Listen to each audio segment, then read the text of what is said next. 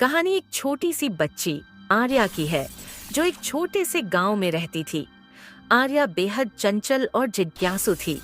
गांव के पास एक पुराना खंडहर नुमा महल था, जिसे सभी भूतिया महल कहते थे।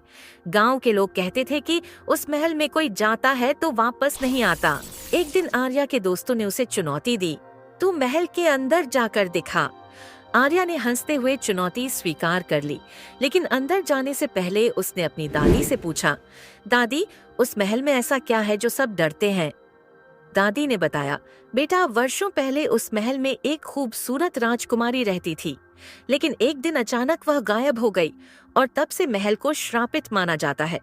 कोई नहीं जानता कि राजकुमारी कहाँ गई, परंतु लोग कहते हैं कि उसकी आत्मा आज भी महल में भटकती है। आर्या ने दादी की कहानी सुनी, पर उसे कुछ समझ नहीं आया। उसने सोचा, मैं जरूर जानूंगी कि इस महल में क्या छुपा है। अगले दिन वह अकेले महल की ओर चल पड़ी। महल के बाहर पहुंचते ही उसे कुछ अजीब सी आवाजें सुनाई देने लगीं, जैसे कोई उसके करीब आ रहा हो। लेकिन आर्या ने हिम्मत नहीं हारी और महल के दरवाजे को धक्का देकर अंदर चली गई। महल के अंदर की हवा बहुत ठंडी थी और हर कोने से आवाजें आ रही थीं। अचानक उसे एक पुरानी पेंटिंग दिखी, जिसमें वही राजकुमारी थी। जैसे ही उसने पेंटिंग को छुआ, पेंटिंग में से एक पत्र नीचे गिरा। पत्र में लिखा था, जो कोई भी इस पत्र को पढ़ेगा वह राजकुमारी की सच्चाई जान पाएगा। आर्या ने पत्र को ध्यान से पढ़ा और वह चौंक गई। उसमें लिखा था कि राजकुमारी को उसके ही भरोसेमंद सेवक ने धोखा देकर कैद कर लिया था और आज भी वह महल के अंदर कहीं छुपी हुई है। आर्या ने महल में छानबीन शुरू की और अंत में एक गुप्त दरवाजा खोज निकाला।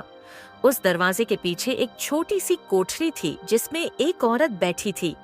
वह राजकुमारी ही थी, जो सालों से इस कोठरी में बंद थी। आर्या ने राजकुमारी को बाहर निकाला और उसके साथ गांव वापस लौटी। राजकुमारी की कहानी सुनकर गांव वाले हैरान रह गए और उन्होंने महल का श्राप तोड़ने के लिए पूजा की। इस घटना के बाद आर्या गांव की हीरो बन गई और महल को अब स्वर्ण महल कहा जाने लगा, क्योंकि उसमें से अंधेरा हटकर उजाला आ गया था। देखा, साहस और दृढ़ संकल्प से किसी भी रहस्य से पर्दा उठाया जा सकता है।